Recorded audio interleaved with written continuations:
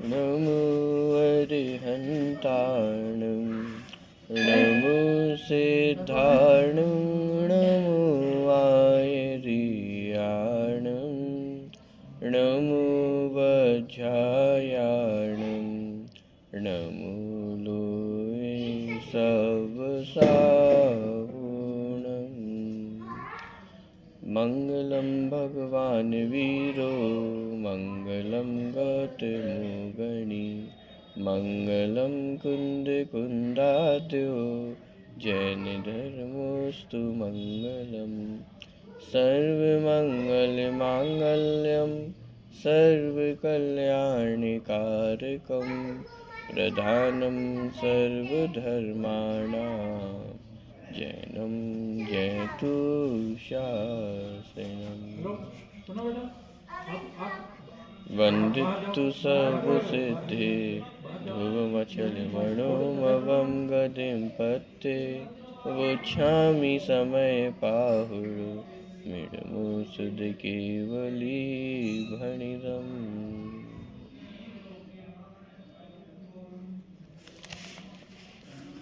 23वें number की कलश की चर्चा अपनी चल रही थी। आत्मानुभव करने की पावन प्रेरणा इस कलश में दी गई है।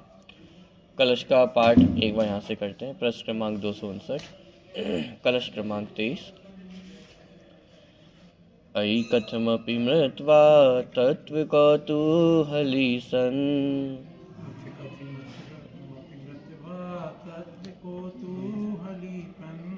प्रश्न क्रमांक 259 पे। अयि कथमपि मृत्वा तत्त्वकौतूहली सन्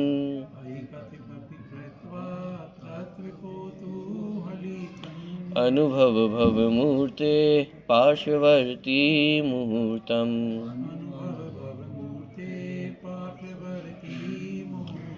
पृथगत विलसन्तं स्वं समालोक्य येन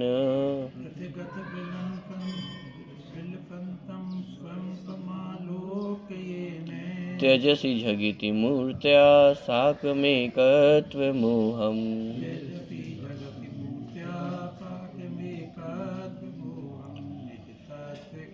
कौतूहली पड़ोसी बन देह का हे आत्मन जैसे बने अनुभव करो निज तत्व का।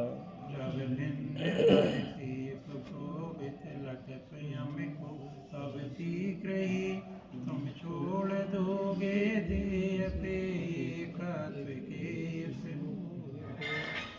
मर बच करके भी तत्व के कौतूहली होकर के और इस शरीर को पड़ोसी बना करके आत्मा का एक मुहूर्त के लिए अनुभव करो। इस प्रकार की पावन प्रेरणा इस कलश में दी गई है। कल भी अपन ने बहुत चर्चा इस कलश के ऊपर की थी।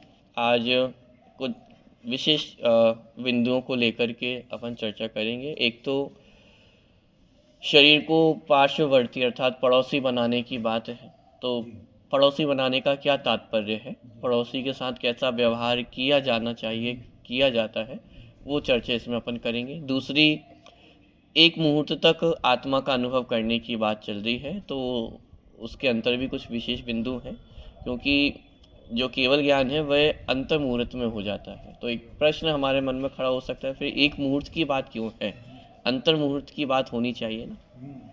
तो इस प्रकार के कुछ प्रश्न खड़े किए जाएंगे, उनका समाधान भी अपन देखेंगे। चर्चा अपन प्रारंभ करते हैं। 260 नंबर का प्रश्न है। तीसरे पैराग्राफ से पढ़ना है, उसके ऊपर वाला एक पैराग्राफ मैं और पढ़ रहा हूँ, तो कल का जो चर्चा थी वो एक समराइज होगी। अब तक तो तुमने देह में एकत्व बुद्धि की है, अहम बुद्धि की है, ममत्व बुद्धि की है, स्वामित्व बुद्धि की है, पर इससे अनंत दुखों के अलावा तुम्हें क्या मिला?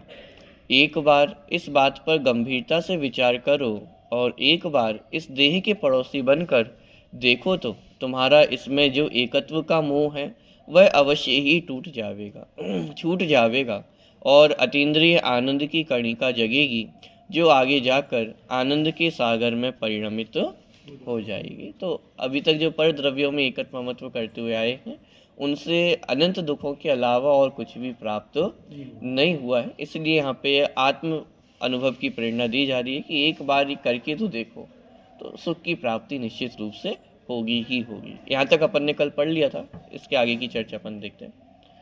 अब पड़ोसी के साथ कैसा व्यवहार किया जाता है वो सारी चर्चा इसमें आएगी।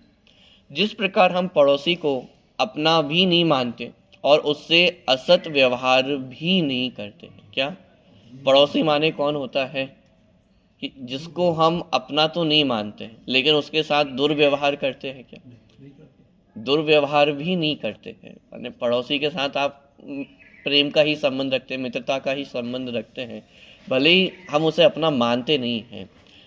प्रेम का भाव वह अपने परिवार के प्रति भी होता है और पड़ोसी के प्रति भी है, लेकिन बहुत अंतर है। परिवार को हम अपना मान कर के उनसे प्रेम करते हैं, उनसे सद्भावना होती है, और पड़ोसी के प्रति कोई असद व्यवहार नहीं है, प्रेम की ही भावना है, लेकिन फिर भी उसे हम अपना नहीं मानते। पड़ोसी पड़ोसी ही रहेगा, परिवारजन ही रहते हैं। तो पड़ोसी के साथ असद व्यवहार नहीं किया जाता है, लेकिन उन्हें अपना भी नहीं माना जाता है। उसी प्रकार इस देह में एकत्व बुद्धि भी नहीं रखना और इससे असद व्यवहार भी नहीं करना। क्या पर द्रव्यों को हे करना अथवा पर द्रव्यों को छोड़ने का तात्पर्य ये नहीं है कि हम शरीर को कष्ट पहुंचाना प्रारंभ कर दें। जैसे पड़ोसियों को भी कष्ट नहीं पहुंचाया जाता है, उसी तरह शरीर को भी कष्ट पहुंचाना, यहाँ वो बात नहीं चल रही। आत्मानुभव करने के लिए शरीर को कष्ट पहुंचाने की आवश्यकता नहीं है, और ये पड़ोसी धर्म भी नहीं है।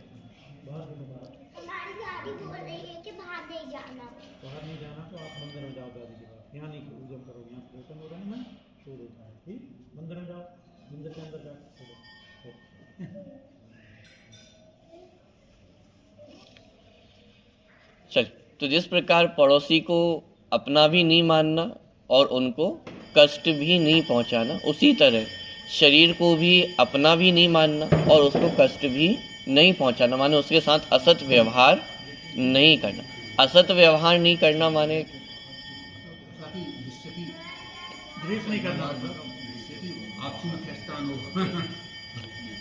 द्वेष नहीं करना। तो द्वेष नहीं करना माने क्या? पड़ोसी भी अपने कभी भी व्यवहार से काम आता है। पड़ोसी शरीर भी मुख्य मार्ग में काम आ जाता है।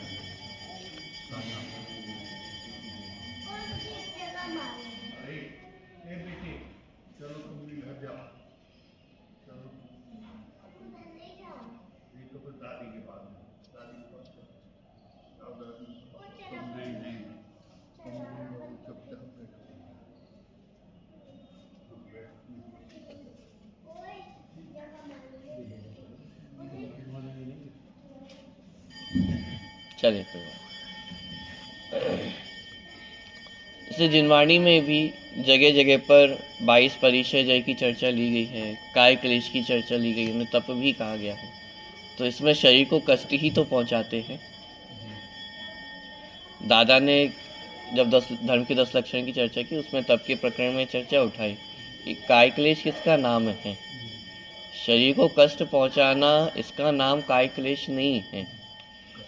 शरीर के कष्ट होने पर भी आत्म स्वरूप में अडिग रहना, आत्म स्वरूप से विचलित नहीं होना, उसका नाम काय क्लेश है।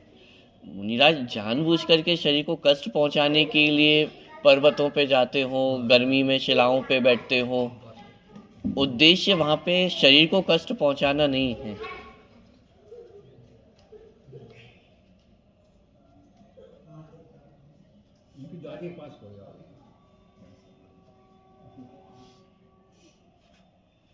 तो उद्देश्य शरीर को कष्ट पहुंचाना नहीं है वहां पे, उद्देश्य आत्मा का लक्ष्य करना है। आत्म स्वरूप में उपयोग हमारा स्थिर रहे। आत्म स्वरूप में उपयोग स्थिर रहने पर शरीर के प्रति जो कुछ भी हो रहा है उसकी ओर उनका ध्यान नहीं जाता, इसलिए उसको तप कहा गया, काय क्लेश तप कहा। परिचय जय में भी शरीर को कष्ट पहुंचाना ये वहाँ पे उद्देश्य नहीं है, लेकिन जिस भी परिस्थिति में हो वहाँ अपने उपयोग को अपने स्वरूप में स्थिर रखना, उसका नाम परिचय जय है। बाह्य जो भी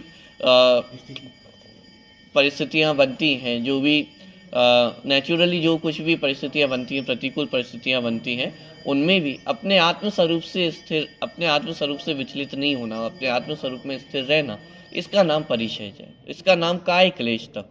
तो यहाँ पे उद्देश्य शरीर को कष्ट पहुँचाना नहीं है। क्यों?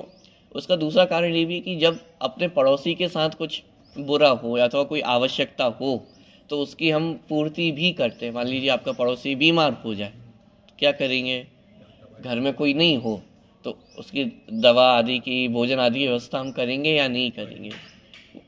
वो हमारा धर्म भी है कि भाई यदि पड़ोसी के साथ कोई प्रतिकूलता उसके ऊपर आती है तो उसकी सहायता भी की जाती है।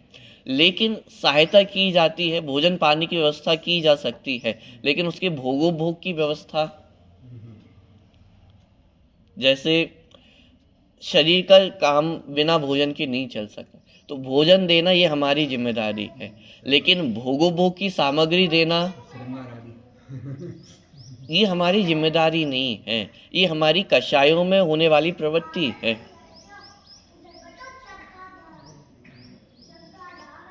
चलिए रहने बैठ जाइए, कोई बात नहीं।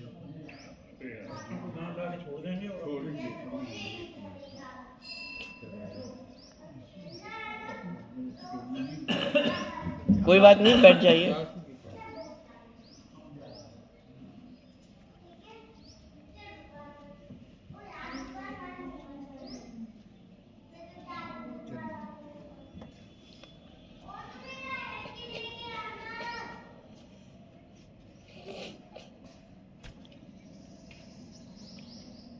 चल, जिस प्रकार हम पड़ोसी को अपना भी नहीं मानते और उससे असद व्यवहार भी नहीं करते, उसी प्रकार इस देह में एकत्व बुद्धि भी नहीं रखना और इससे असद व्यवहार भी नहीं करना। इससे पड़ोसी धर्म तो निभाना, पर इसे अपने घर में नहीं बिठा लेना। हमें पक्का विश्वास है कि यदि तुम एक बार भी पर द्रव्यों से भिन्न अपने भगवान आत्मा का विलास देखोगे, वैभव देखोगे, तो अवश्य ही पर से एकत्व के मोह को छोड़ दोगे। अतः भाई, तुम हमारी बात सुनो और एक बार आत्म तत्व के कौतूहली बनकर उसे देह से भिन्न अनुभव करो, तुम्हारा कल्याण अवश्य होगा। तो एक तो ये पहला पॉइंट हुआ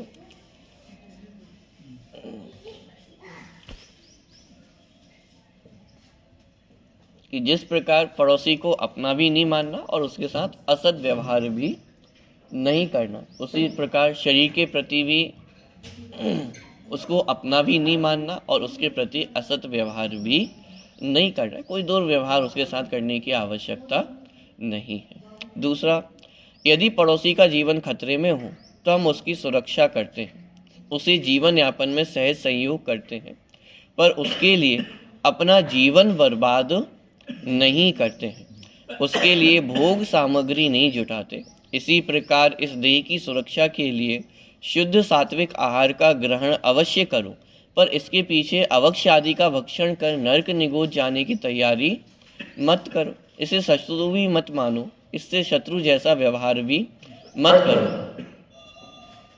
और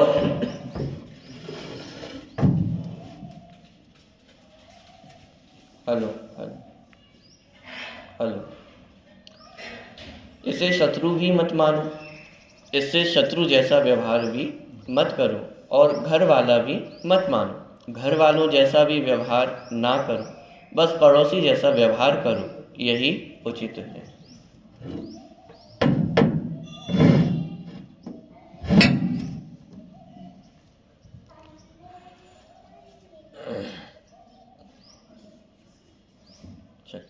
तीन पॉइंट के माध्यम से यहाँ पे चर्चा ली गई।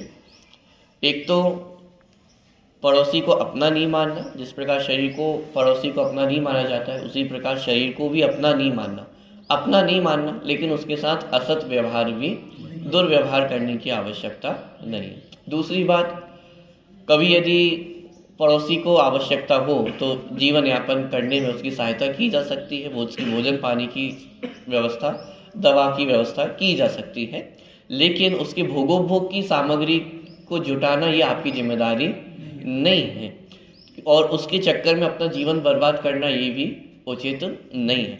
उसी तरह शरीर का जीवन यापन करना, उसको भोजन आदि, शुद्ध सात्विक भोजन आदि प्रदान करना, ये हमारी जिम्मेदारी है। तो उसको प्रदान करना, लेकिन उसके भोगोपभोग की सामग्री एकत्रित करके स्वयं नरक गति के मार्ग को खोल लेना, ये उचित नहीं है। शरीर का काम बिना भोजन के नहीं चलेगा, बिना पानी के शरीर का काम चलने वाला नहीं है। तो शुद्ध सात्विक छने हुए जल का प्रयोग करना, शुद्ध सात्विक आहार का प्रयोग करना, ये हमारी जिम्मेदारी है। इतनी व्यवस्था करना ये अपनी जिम्मेदारी है। लेकिन इसके साथ साथ अन्य भोग सामग्रियों को इकट्ठा करना, काम तो पानी से भी चल सकता है, लेकिन अब एक एक इंद्रिय आपको ऑर्डर करेगी कि भाई स्पर्शन इंद्रिय कहेगी कि शीतल जल चाहिए, ठंडा पानी चाहिए, रसना माने रसना इंद्रिय कहेगी कि थोड़ा कुछ टेस्ट अच्छा हो जाए, कुछ मीठास हो जाए उसमें तो और अच्छा लगेगा, तो ये रसना इंद्रिय की डिमांड हो गई है। चक्षु इंद्रिय बोलेगी कि कलर थोड़ा अच्छा हो जाए तो उसमें कलर की व्यवस्था की जाएगी। चक्षु इंद्रिय की डिमांड हो गई। कर्ण इंद्रिय कहेगी कि भाई कुछ मधुर संगीत सुनते सुनते यदि पिया जाए तो उसके लोग तो रुपए अलग से देते हैं, अन्य होटल वगैरह में जाकर के जो भोजन करते हैं तो किस लिए करते हैं?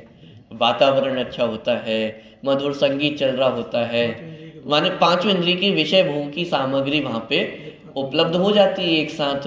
तो यहाँ पे क्या कहा जा रहा है? शरीर की व्यवस्था बनाना ये तो जिम्मेदारी है, शरीर के भोजन पानी की व्यवस्था करना ये तो उचित है, लेकिन उसकी भोग सामग्री एकत्रित करने के चक्कर में स्वयं नरक चले जाना, अपने जीवन को बर्बाद कर लेना, कि ये उचित कार्य नहीं है। मुनिराज भी शरीर के भोजन पानी की व्यवस्था करते हैं, आहारचर्या उनकी भी होती है, लेकिन वे भोगोपभोग सामग्री में नहीं उलझते हैं, अपना जीवन इसके लिए बर्बाद नहीं करते हैं। पॉइंट पकड़ में आ रहा है? क्यों? उसका कारण भी ये है क्योंकि यदि पड़ोसी के साथ हम असद व्यवहार करेंगे, पड़ोसी को कष्ट देंगे, तो बदले में वो भी हमें कष्ट दे सकता है, वो भी हमारे साथ असद व्यवहार कर सकता है। तो यदि पड़ोसी को कष्ट दिया जाएगा तो वो उल्टा हमारे ऊपर भी वैसा व्यवहार आएगा। तो इसीलिए ना पड़ोसी के साथ, इसलिए तीसरा पॉइंट लिया कि पड़ोसी को शत्रु भी नहीं बनाया जाता है, लेकिन इतना मित्र भी नहीं बनाया जाता है कि वो अपने घर में आकर ही रहने लग जाए। शत्रु तो बनाना नहीं है, मित्र ही रहना। मित्र भी माने इतना ही मित्र है कि वो अपने घर में रहे और मैं अपने घर में रहूं। यदि पड़ोसी भी अपने घर में आकर के रहने लग जाएगा तो फिर हम कहाँ जाएंगे? पॉइंट पकड़ में आ रहा है? तो शत्रु तो नहीं बनाना, लेकिन मित्रता भी उतनी ही रखना कि वो पड़ोसी अपने काम से मतलब रखे और मैं अपने काम से काम रखूं। हाँ, थोड़ी बहुत जो सहायता होती है वो परस्पर में एक दूसरे की जाती है, क्योंकि एक साथ रहना है, एक ही स्थान पे अगल बगल में रहना है, तो एक साथ रहने के लिए सौहार्दता तो आवश्यक है। यदि शत्रु बन के रह जाएंगे तो फिर आपस में रहना ही मुश्किल हो जाएगा। तो शत्रु भी नहीं बनाना है, लेकिन जैसा पड़ोसी के साथ व्यवहार किया जाता है वैसा ही व्यवहार शरीर के प्रति करना है। मूल बात इसमें इतनी है कि वो शरीर में एकत्व ममत्व नहीं करना है, माने शरीर को अपना नहीं मानना है। अपना मान करके करेंगे तो सारी समस्या खड़ी होने वाली है, फिर तो वो आपके घर पे भी कब्जा हो सकता है। तो अपना नहीं मानना, जैसे होता है ना, किराएदार होते हैं, अब वर्षों से यदि अपने घर में रह रहे हो तो फिर निकालना बहुत मुश्किल हो जाता है। सरकारी नियम भी बहुत ऐसे हैं कि आपको बहुत कठिन पड़ जाएगा निकालना।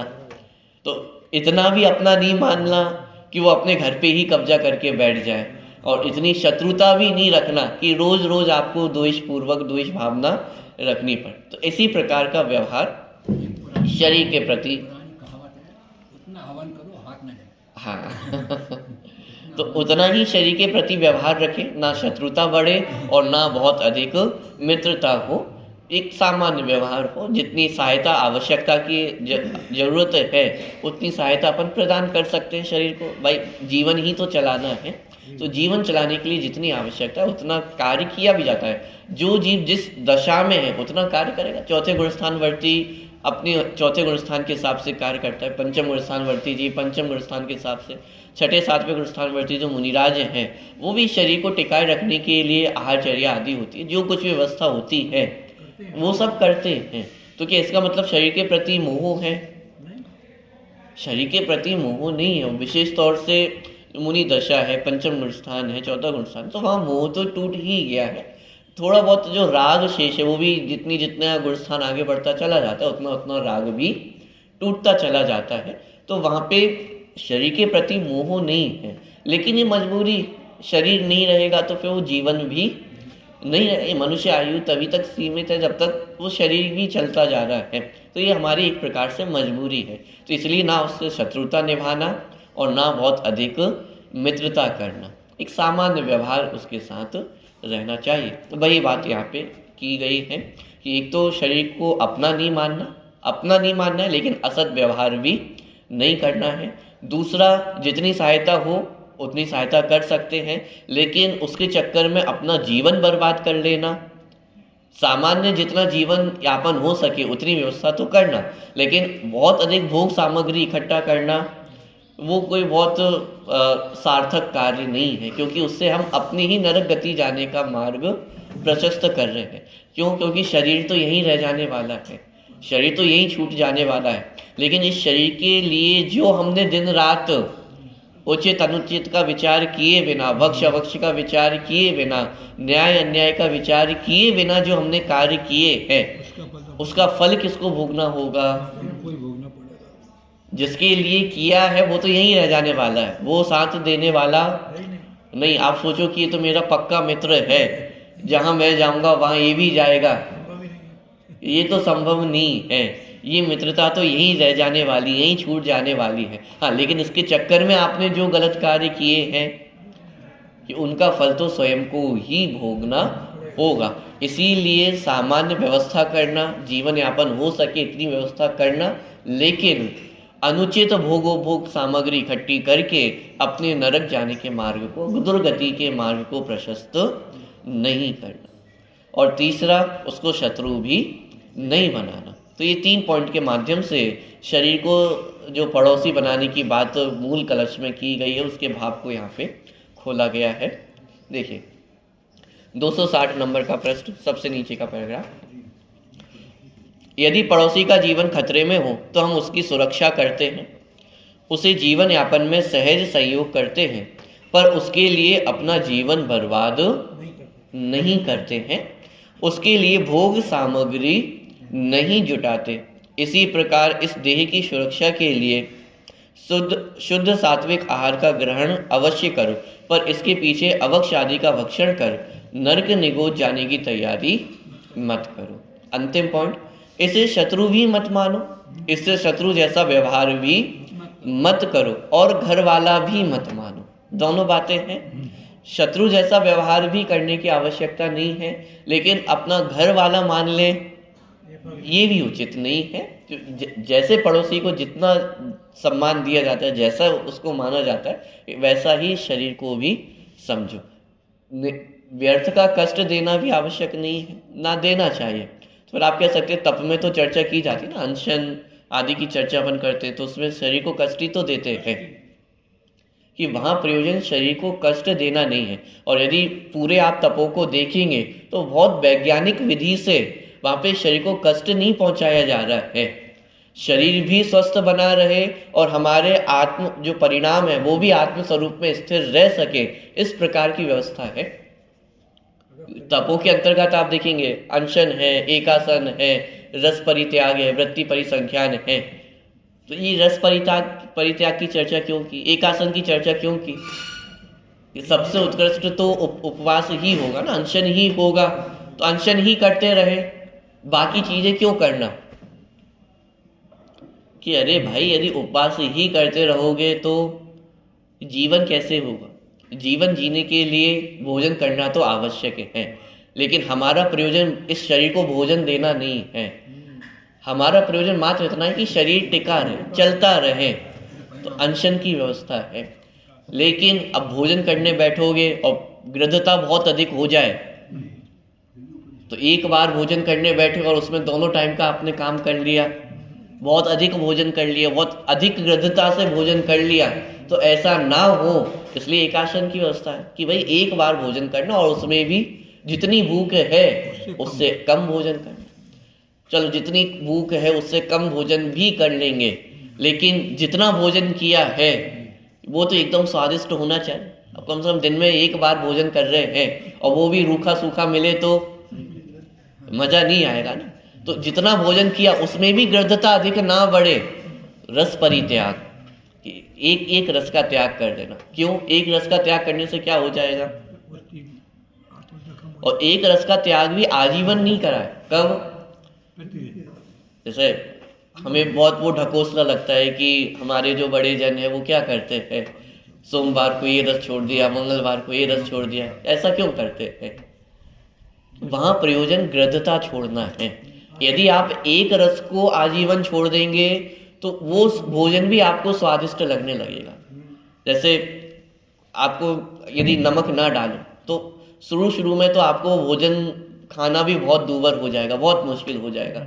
लेकिन यदि अब वो कंटिन्यू ही आप बिना नमक का भोजन कर रहे हैं तो एक समय ऐसा आएगा कि अब आपको वो भोजन भी स्वादिष्ट लगने लगेगा। ऐसे किसी भी रस के साथ आप समझ ले, यदि मीठा अपन अपने भोजन में से निकाल दे तो कुछ समय तो तकलीफ होगी, लेकिन फिर एक समय बाद वैसी आदत बन जाएगी। जैसे डायबिटीज में शक्कर बंद हो जाती है, तो अब जिसको चाय पीने की आदत है, पहले तो बहुत मीठी चाय पीते थे, अब लेकिन क्या करें, नहीं पी सकते, फीकी चाय पीते हैं। तो शुरू में तो बहुत मुश्किल होता है, लेकिन धीरे धीरे फिर वही आदत बन जाती है। वही चाय कैसी लगने लगती है?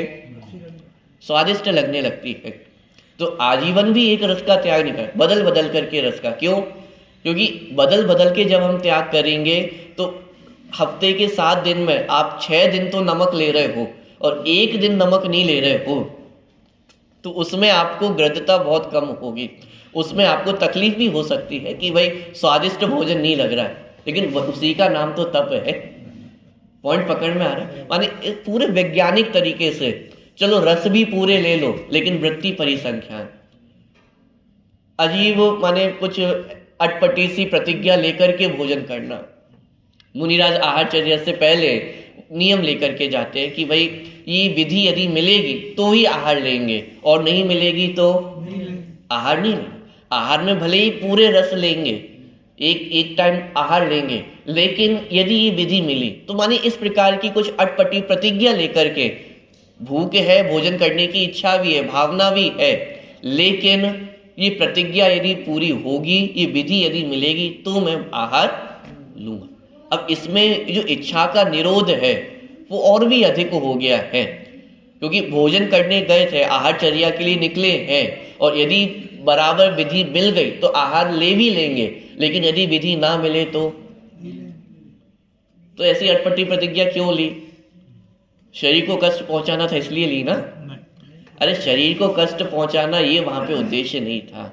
यहाँ तो ये चेक करना है कि हमारी गृद्धता कितनी कम हुई है, कि जहां मुझे आज भोजन का विकल्प भी आया, आहार की विकल्प की पूर्ति के लिए मैं निकला भी और भोजन नहीं मिला, अब मेरे परिणाम कैसे हैं?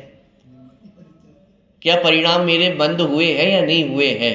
पहले यदि मुझे भोजन नहीं मिलता था तो मैं एकदम गुस्सा हो जाता था, क्रोध अग्नि जल जाती थी, और आज आहार नहीं मिला है तो आज मेरी स्थिति कैसी है? तो प्रयोजन वहां पे अपने परिणामों की संभाल करना है, अपने परिणामों को अपने आत्म स्वरूप में स्थिर करना, ये प्रयोजन है। वहां प्रयोजन शरीर को कष्ट पहुंचाना नहीं है। शरीर को कष्ट पहुंचाना यदि प्रयोजन होता तो फिर इस शरीर को भोजन ही ना दिया जाए। पॉइंट पकड़ में आ रहा है? आदिनाथ मुनिराज ने 6 महीने का उपवास किया और 6 महीने निरंतर वे आहार के लिए निकले। जो अपन कहते हैं ना पूरा 1 साल का उपवास हुआ, तो 1 साल के उपवास में यदि सूक्ष्मता से देखा जाए तो उपवास तो 6 महीने का ही था। बाकी 6 महीने तो वो आहार के लिए निकले थे ना। विधि नहीं मिली वो एक अलग बात थी, लेकिन आहार के लिए तो वे हर समय निकल ही, माने डेली निरंतर ही निकल रहे थे।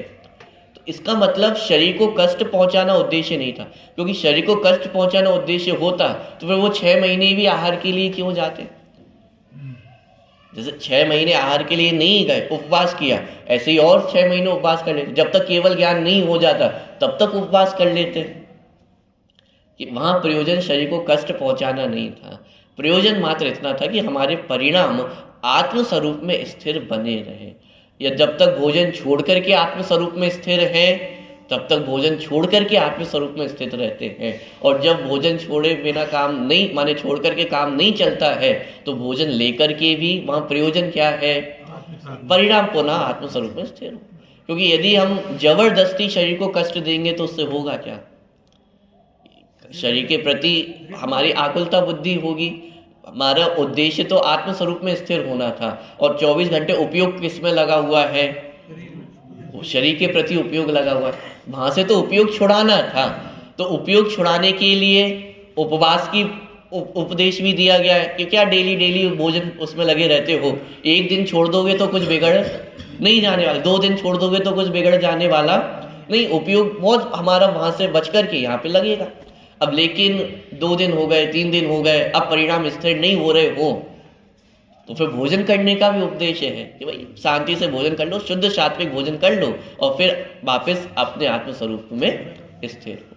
तो कुल मिलाकर के प्रयोजन शरीर को कष्ट देना नहीं, अपने परिणामों को आत्म स्वरूप में स्थित करने का प्रयोजन है। पॉइंट पकड़ में आ रहा है? तो शरीर के साथ शत्रु वाला व्यवहार भी नहीं करना, लेकिन अपने घर वाला मना ले ऐसा भी व्यवहार नहीं करना है। तो इस प्रकार संतुलन बना करके शरीर के साथ व्यवहार किया जाता है।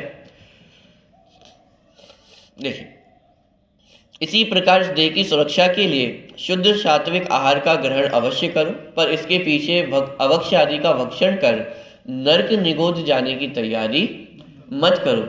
इसे शत्रु भी मत मानो, इससे शत्रु जैसा व्यवहार भी मत करो, और घर वाला भी मत मानो, घर वालों जैसा भी व्यवहार ना करो, बस पड़ोसी जैसा व्यवहार करो, यही उचित है। अब लेकिन दिक्कत ये है कि हमने शरीर को ही अपना क्या मान लिया है? इसी को अपना घर मान करके बैठे हुए हैं कि ये सब कुछ है, इसके अलावा और कुछ भी नहीं है। तो जब शरीर को ही हमने सब कुछ मान रखा है, तो हम जो कुछ भी करते हैं शरीर के लिए ही करते हैं। तो हमारा पूरा जीवन वो शरीर के प्रति ही कार्य करने में निकल जाता है, और अपने लिए तो हम अपना समय निकाल ही नहीं पाते। तो इसलिए यहाँ पे कहा कि शरीर को पड़ोसी बनाओ, कि बहुत उस शरीर के लिए कार्य कर लिया है, शरीर के लिए जितना बस जीवन चल सके उतना कार्य करना उचित है, उससे अधिक और कुछ करने की आवश्यकता नहीं है। इसके लिए जीवन का सर्वस्व समर्पण करना उचित किसके लिए? शरीर के लिए। अरे शरीर के लिए अपना सर्वस्व समर्पण कर दें, ये उचित नहीं है। ये उपयोग, ये जो ज्ञान वर्तमान में हमें मिला है, महाभाग्य से मिला है, और पूरा पूरा उपयोग शरीर में ही लगा देंगे तो फिर अपने लिए क्या बचेगा? तो सर्वस्व समर्पण करना उचित नहीं है। सर्वस्व समर्पण तो निज भगवान आत्मा पर ही करना है। पूरा समर्पण किसके प्रति होना चाहिए? कौन है ये भगवान आत्मा? अरे अपनी बात चल रही है यहाँ, अपने आप के लिए समय देने की बात चल रही है कि पूरा समय किसके लिए होना चाहिए? अपने लिए समय होना चाहिए। अब अगला पॉइंट, इसमें एक मुहूर्त अर्थात 2 घड़ी आत्मा का अनुभव करने की बात कही है, क्योंकि एक अंतर मुहूर्त तक आत्म ध्यान करने से केवल ज्ञान की प्राप्ति होती है। इसी बात को ध्यान में रखकर पंडित जयचंद जी छावड़ा इसी कलश के भावार्थ में लिखते हैं, यदि यह आत्मा 2 घड़ी पुद्गल द्रव्य से भिन्न अपने शुद्ध स्वरूप का अनुभव करे, उसमें लीन हो, परिचय आने पर भी डिगे नहीं, तो घातिया कर्म का नाश करके केवल ज्ञान उत्पन्न करके मोक्ष को प्राप्त हो। जब आत्मानुभूति की ऐसी महिमा है, तब मिथ्यात्व का नाश करके सम्यक दर्शन की प्राप्ति होना तो सुगम ही है। इसीलिए श्री गुरु ने प्रधानता से यही उपदेश दिया है। क्यों? क्योंकि यदि अंतर मुहूर्त भी आत्मा आत्म स्वरूप में स्थिर हो तो केवल ज्ञान की ही प्राप्ति हो जाए, इसलिए यहाँ पे आत्म स्वरूप में स्थिर होने की प्रेरणा दी गई है।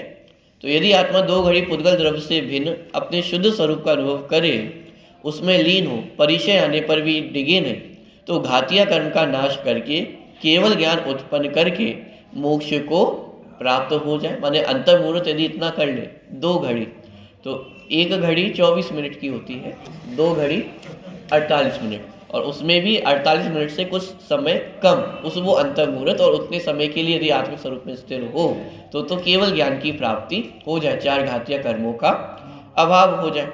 जब आत्मानुभूति की ऐसी महिमा है तब मिथ्यात्व का नाश करके सम्यक दर्शन की प्राप्ति होना तो सुगम ही है। 48 मिनट यदि कंटिन्यू ध्यान में स्थिर हो जाए तो केवल ज्ञान ही हो जाए, तो सम्यक दर्शन प्राप्त करना तो बहुत सरल चीज है। इसीलिए श्री गुरु ने प्रधानता से यही उपदेश दिया है। प्रश्न, केवल ज्ञान तो अंतर मुहूर्त में होता है, किंतु यहाँ एक मुहूर्त तक अनुभव करने की बात कही है, ऐसा क्यों? क्या अंतर हुआ? अंतर मुहूर्त माने एक मुहूर्त से कुछ कम समय कम, उसे कहा जाता है अंतर मुहूर्त। और मुहूर्त माने पूरे 48 मिनट। तो जो केवल ज्ञान की प्राप्ति होती है वो तो अंतर मुहूर्त में हो जाती है, माने पूरे 48 मिनट भी नहीं लगते हैं, उससे कुछ कम समय में ही हमें केवल ज्ञान की प्राप्ति हो सकती। तो फिर यहाँ पे एक मुहूर्त तक आत्म ध्यान करने की बात क्यों की जा रही है? इस प्रकार का प्रश्न यहाँ पे खड़ा किया। अंतर मुहूर्त माने मुहूर्त के भीतर ही, ठीक है। जब एक मुहूर्त के भीतर ही केवल ज्ञान होता है तो फिर जो एक मुहूर्त लगातार आत्म ध्यान करेगा उसके तो होना ही है। अतः इस प्रकार के कथन में कोई दोष नहीं कि अरे भाई जो अंतर मुहूर्त आत्म ध्यान कर रहा है, अब वो तो निरंतर ही आत्म ध्यान ही करेगा ना अपने जीवन भर। जिसने अंतर मुहूर्त आत्म ध्यान कर लिया है तो अब तो वो अपने पूरे जीवन भर अनंत काल तक क्या करने वाला है? आत्म ध्यान ही करने वाला है। तो उसमें कोई दोष नहीं है, अंतर मुहूर्त में ही केवल ज्ञान प्रकट हो जाता है। तो एक मुहूर्त तक कहने में कोई आपत्ति नहीं। एक मुहूर्त तक ध्यान करे तो उससे कुछ बिगड़ जाएगा क्या? कि भाई वो तो सुख का ही कारण है, तो चाहे अंतर मुहूर्त करे और चाहे एक मुहूर्त करे, 2 मुहूर्त करे, वो तो निरंतर अब सुख को ही देने वाला है। ध्यान रहे, 1 घड़ी 24 मिनट की होती है और 2 घड़ियों का 1 मुहूर्त होता है। कलश टीका में तो अनुभव को सहज साध्य कहा है और यहाँ आचार्य उग्र पुरुषार्थ करने की बात कह रहे हैं। पांडे राजमल जी ने जो कलश टीका लिखी उसमें सम्यक दर्शन को सहज साध्य कहा कि आत्मानुभव जो है वह कैसे होता है? सहज साध्य है। सहज साध्य माने जब जीव की योग्यता पकती है, जिस घड़ी में जब जो कार्य होना है वह उसी समय उसी परिस्थितियों में उसी जगह पर होता है, तो माने वो आत्मानुभव सम्यक दर्शन ये सहज साध्य है। और 23वें नंबर के कलश में वो आत्मानुभव को पुरुषार्थ जन्य कह रहे हैं, यत्न साध्य कहा जा रहा है कि ये बिना पुरुषार्थ के प्रकट होने वाला नहीं। और कितना पुरुषार्थ? प्राणों की कीमत पर भी, मर पचकर के भी, अई कथमपि मृतवा, मर पचकर के भी कितना पुरुषार्थ करना कि ये तत्व के कौतूहली होना, माने आत्मानुभव करना। तो एक जगह तो सहज साध्य कहा जा रहा है और एक जगह कहा जा रहा है कि यत्न साध्य है, पुरुषार्थ से हो। तो बात कौन सी सही है? देखिए, कलश टीका में तो अनुभव को सहज साध्य कहा और यहाँ आचार्य उग्र पुरुषार्थ करने की बात कह रहे हैं। इसी कलश की टीका में कलश टीकाकार उक्त शंका का समाधान इस प्रकार करते हैं। भावार्थ इस प्रकार है, शुद्ध चैतन्य का अनुभव तो सहज साध्य है, यत्न साध्य तो नहीं।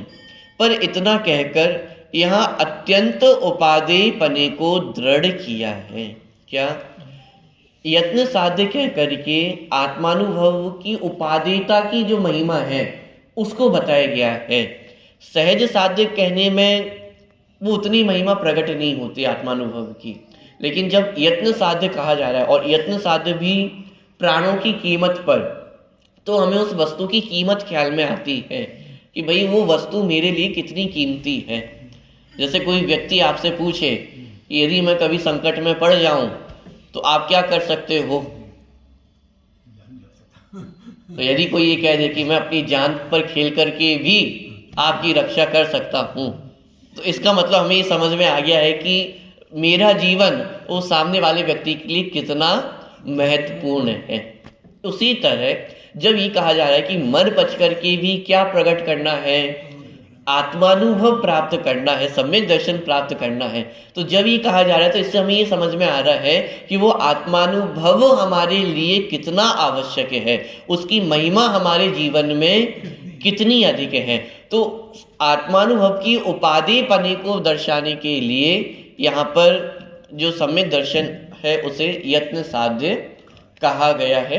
इसकी थोड़ी सी चर्चा और अपन करेंगे, समय बहुत अधिक हो गया, आज ध्यान ही नहीं गया। चल आनंदी शोध स्वरूपी अविनाशी में आत्म स्वरूप, सहजानंदी शोध स्वरूपी अविनाशी में आत्म स्वरूप, सहजानंदी शोध स्वरूपी अविनाशी में आत्म स्वरूप। स्तुति नंबर 4, पेज नंबर 16, स्तुति नंबर 4। वीर हिमाचल के निकली गुरुओत्तम के मुख पुण्य धरी है, मोह महाचल भेद चली, जग की जड़ता सब दूर करी है, ज्ञान पयो निधि मारी रली, गौरंग तरंग उछली है, तासुचि सारद गंग नदी, प्रतिमे अंजलि कर शीश धरी है, जग मंदिर में अनिवा, अज्ञान अंधेर छयो अति भारी, श्री जिनकी गुनि दीप सिखा, समझो